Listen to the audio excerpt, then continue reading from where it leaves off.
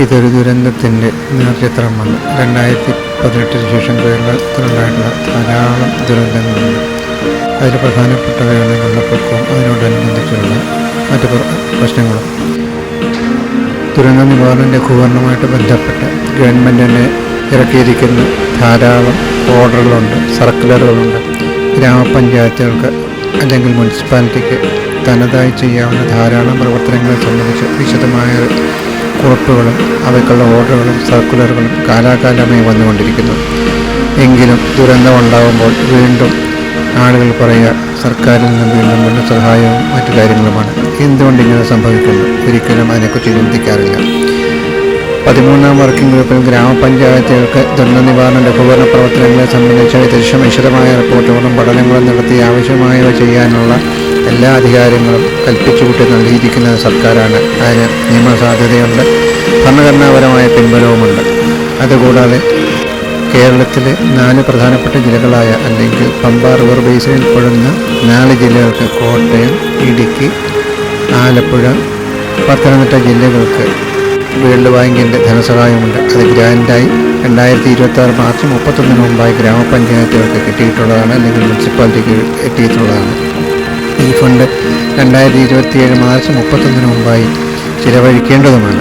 അതുകൊണ്ട് തന്നെ ഈ ഫണ്ട് കയ്യിലുള്ളപ്പോൾ തന്നെ മാർച്ചിൽ ഏപ്രിൽ മാസങ്ങളിലായി വിവിധ പ്രവർത്തനങ്ങൾ നടത്താവുന്നതാണ്. വർക്കിംഗ് ഗ്രൂപ്പുകൾ കൂടി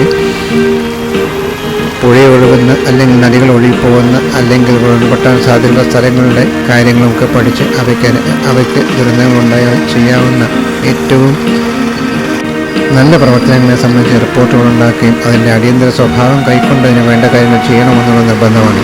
പക്ഷേ കാലാകാലങ്ങളിൽ നടന്നു പോകുന്ന തിരഞ്ഞെടുപ്പുകളും സ്ഥലം മാറ്റങ്ങളും അതിനോടനുബന്ധിച്ചുള്ള മറ്റു പല പ്രവർത്തനങ്ങളും ഇക്കാര്യങ്ങൾ ഒന്നും തന്നെ ഒരിടത്തും എത്താത്ത നിലയിലാണ് വന്നിരിക്കുന്നത്. ദുരന്തമുണ്ടാകുമ്പോൾ മാത്രം വിളിച്ചു പോവുക, അതിനെക്കുറിച്ച് പ്രതികരിക്കുക, വീഡിയോ പ്രചരിപ്പിക്കുക, ഇതൊക്കെ നമ്മുടെ നാട്ടിലുള്ളതാണ്. ഇതൊന്നും ഇല്ല എന്ന് ഞാൻ പറയുന്നില്ല. പക്ഷേ ഇതിനൊക്കെ മുമ്പേ ഇത്തരം കാര്യങ്ങൾ സംഭവിക്കുന്നതിന് മുമ്പ് തന്നെ, അതായത് ഓരോ ഗ്രാമപഞ്ചായത്തുകളും അവരുടെ ദുരന്തങ്ങളുണ്ടാകുന്ന സ്ഥലങ്ങൾ ഏതൊക്കെയെന്ന് മുൻകൂട്ടി തന്നെ നിർണ്ണയിച്ചിട്ടുള്ളതാണ്. കോട്ടയം ജില്ലയാണെങ്കിലും ഇടുക്കി ജില്ലയാണെങ്കിലും പത്തനംതിട്ടയാണെങ്കിലും ആലപ്പുഴയാണെങ്കിലും വെള്ളപ്പൊക്കമുണ്ടാകുന്ന, ഉരുൾപൊട്ടലുണ്ടാകുന്ന, ഇടിമിന്നൽ സാധ്യതകളുള്ള പ്രദേശങ്ങളെ സംബന്ധിച്ച് കൃത്യമായ വിവരങ്ങളും മാപ്പുകളും നൽകിയിട്ടുണ്ട്. ഇതിൻ്റെ അടിസ്ഥാനത്തിൽ ആവശ്യമായിട്ട് മുൻകരുതലുകൾ കാലാകാലങ്ങളിൽ എടുക്കാമെന്നുള്ളതും തർക്കമില്ലാത്ത കാര്യമാണ്.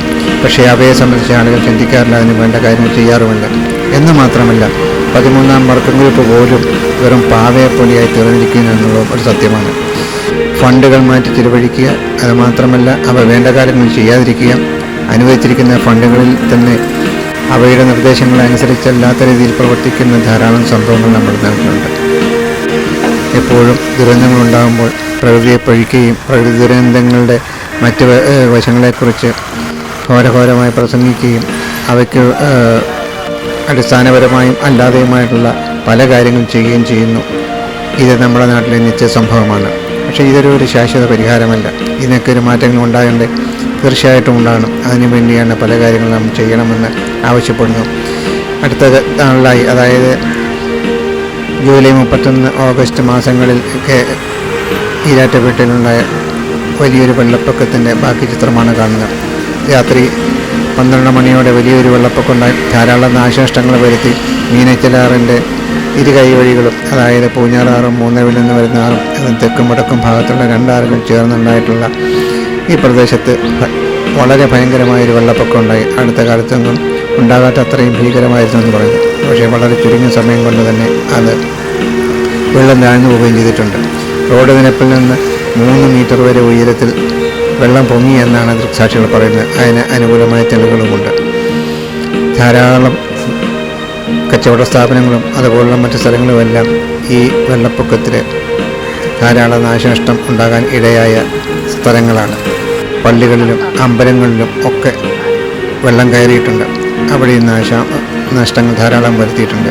പക്ഷേ ഒരു കാര്യം ശ്രദ്ധിക്കുക, പുഴയോട് ചേർന്ന് നിൽക്കുന്ന കെട്ടിടങ്ങളുടെ കാര്യം നാം ശ്രദ്ധിച്ചാൽ തന്നെ ഒരു കാര്യം മനസ്സിലാകും, പുഴയിൽ കയ്യേറ്റം നടന്നിട്ടുണ്ടോ ഇല്ലയോ എന്ന്.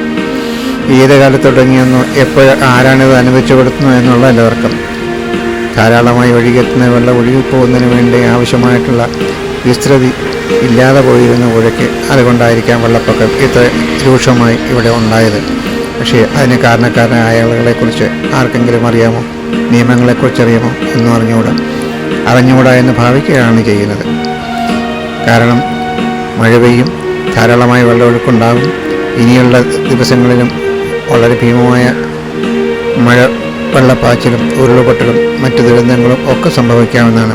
അങ്ങനെയായാൽ ഈ വെള്ളം ഒഴുകി പോകുന്നതിന് ആവശ്യമായിട്ടുള്ള സൗകര്യങ്ങൾ നാം ചെയ്തു കൊടുക്കേണ്ട ആവശ്യമുണ്ട്. ഒരിക്കലും അത്തരം കാര്യങ്ങൾ ചെയ്യാറില്ല. അപകടം വരുമ്പോൾ മാത്രം അതിനെക്കുറിച്ച് ചിന്തിക്കുക, അല്ലാത്തപ്പോൾ മിണ്ടാതിരിക്കുക. അതാണല്ലോ പ്രഖ്യാപിത ലക്ഷ്യം. ഇല്ലിക്കക്കല്ലിൻ്റെ ഇരുവശങ്ങളിൽ നിന്ന് വരുന്ന പുഴകളാണ് ഇവിടെ ഇത്രയേറെ വെള്ളപ്പൊക്കം ഉണ്ടാക്കുന്നത്. അതോടൊപ്പം തന്നെ ഒരു കാര്യം മനസ്സിലാക്കുക, ഈ പുഴകളിലെ വെള്ളം ഡിസംബർ കഴിയുന്നതോടെ മലിനമാകുമെന്നുള്ളത് സത്യമാണ്. കോളിഫോം ബാക്ടീരിയകളുടെ എണ്ണം വളരെ കൂടുകയും കുടിവെള്ളത്തിന് ക്ഷാമം അനുഭവിക്കുകയും ചെയ്യപ്പെടുന്ന സ്ഥലമാണ്. പക്ഷേ വെള്ളപ്പൊക്കം ഒരു ദിവസം കൊണ്ടുണ്ടായി അല്ലെങ്കിൽ ഏതാനും മണിക്കൂറുകളുണ്ടായി വരുത്തി വയ്ക്കുന്ന നാശനഷ്ടങ്ങൾ അതിഭീമമാണെന്നുള്ളതും നമുക്ക് മറക്കാൻ കഴിയുകയില്ല. ഇതിനൊക്കെ ഒരു ശാശ്വത പരിഹാരം ഉണ്ടാകണം, തീർച്ചയായും വേണം. അതൊരു മനുഷ്യൻ്റെ സംസ്കാരത്തിനെ അടിസ്ഥാനപ്പെടുത്തിയാണ് അത് വരേണ്ടത്. ദുരന്തങ്ങൾ ഉണ്ടാകുക അല്ലെങ്കിൽ പ്രകൃതിയെ സംരക്ഷിക്കൽ മറ്റു കാര്യങ്ങൾ ചെയ്യുക എന്നുള്ളത് ഓരോരുത്തരുടെയും മനസ്സിലുണ്ടാകേണ്ട ഒരു കാര്യം മാത്രമല്ല, അത് അവൻ്റെ സംസ്കാരത്തിൻ്റെ ഭാഗമായി അവൻ കാത്തു സൂക്ഷിക്കേണ്ട ഒരു അവശ്യ ഘടകവുമാണ്. അത് പുസ്തകങ്ങളോ നിയമങ്ങളോ കൊണ്ട് മാത്രം സാധിക്കുന്നൊരു കാര്യമല്ല. നിയമങ്ങളും സർക്കുലറുകളും അവ ഉറങ്ങുമ്പോഴും മനുഷ്യൻ ഉണർന്ന് പ്രവർത്തിക്കേണ്ടിയിരിക്കുന്നു. ഇത് അവനവൻ്റെ ആവശ്യമാണ്, ജീവൻ്റെ നിലനിൽപ്പിൻ്റെ ആവശ്യമാണ്. ഇത് ഈ തരത്തിലായിക്കൂടാ എന്ന് ഒരിക്കലെങ്കിലും ചിന്തിച്ചാൽ ഇത്രയേറെ ദുരന്തങ്ങൾ നമുക്ക് ഉണ്ടാകാതിരിക്കാൻ കഴിയും. അല്ലെങ്കിൽ അങ്ങനെ സംഭവിക്കാതിരിക്കാനുള്ള കാര്യങ്ങളിലേക്ക് നമുക്ക് എന്തെങ്കിലും ചെയ്യാൻ കഴിയും. വലിയ ദുരന്തങ്ങൾക്കിടയിലും മീൻ പിടിക്കുന്ന അന്യസംസ്ഥാന തൊഴിലാളികൾ പണിയില്ലാത്തതുകൊണ്ടാണ് അവർ ചെയ്യുന്നത്. ആയിക്കോട്ടെ, നമുക്ക് ഇനിയെങ്കിലും ഉണർന്ന് ചിന്തിച്ചുകൂടെ? കുറച്ചെങ്കിലും നമ്മുടെ പ്രദേശങ്ങൾ അല്ലെങ്കിൽ നമ്മുടെ ഇടങ്ങൾ വെള്ളം ഒഴുകുന്നതിനുള്ള സൗകര്യങ്ങൾ ഒരുക്കിക്കൂടെ? അതുപോലെ പ്ലാസ്റ്റിക് മാലിന്യങ്ങളും മറ്റുമൊക്കെ യഥാവിധി സംസ്കരിക്കാനുള്ള കാര്യങ്ങൾ നമുക്ക് ചെയ്തുകൂടെ? അങ്ങനെയല്ലെങ്കിൽ ഇവയെല്ലാം ഒഴുകിയെത്തുന്ന താഴ്വാരങ്ങളിൽ, താഴെ പ്രദേശങ്ങളിൽ ഉള്ള വെള്ളം മലിനമാകുകയും അതുപോലെ മത്സ്യസമ്പത്തുകളും മറ്റുള്ളവയൊക്കെ നശിക്കുകയൊക്കെ ചെയ്യും. എന്ന് മാത്രമല്ല, പ്രകൃതിക്ക് ഏറ്റവും ഹാനികരമായ രീതിയിലുള്ള പ്രവർത്തനങ്ങൾ ആയിരിക്കും ഇതൊക്കെ ഉണ്ടാകുക. ഈ ഒരു ബോധം നമുക്കെന്നാണ് ഉണ്ടാകുക? അതിനു വേണ്ടിയുള്ള സംസ്കാരം അല്ലെങ്കിൽ അതിനുള്ള രൂപപ്പെടുത്തൽ നമുക്ക് എവിടെ നിന്നാണ് ഉണ്ടാകുക? അതിനെക്കുറിച്ച് നമുക്ക് ഉണർന്ന് ചിന്തിക്കേണ്ട സമയം അതിക്രമിച്ചിരിക്കുന്നു എന്നെനിക്ക് തോന്നുന്നു. ആരെയും ഉപദ്രവിക്കാനോ മറ്റു തരത്തിൽ പ്രശ്നങ്ങളുണ്ടാക്കാനോ വേണ്ടിയല്ല, പക്ഷേ ഉണർന്ന് ചിന്തിക്കേണ്ട സമയം അതിക്രമിച്ചിരിക്കുന്നുവെന്ന് പറയുന്നതിന് വേണ്ടി മാത്രം ആണ് ഈ ഫോട്ടോഗ്രാഫ്സ് അല്ലെങ്കിൽ ഈ വീഡിയോ ഞാനിവിടെ പ്രസൻറ്റ് ചെയ്യുന്നത്. നമുക്ക് ഇതിനെ അറുതി വരുത്തേണ്ടിയിരിക്കുന്നു. അതിനെ ഒന്നിച്ച് പ്രവർത്തിക്കാം, ഒരുമിച്ച് ചിന്തിക്കാം. Thank you.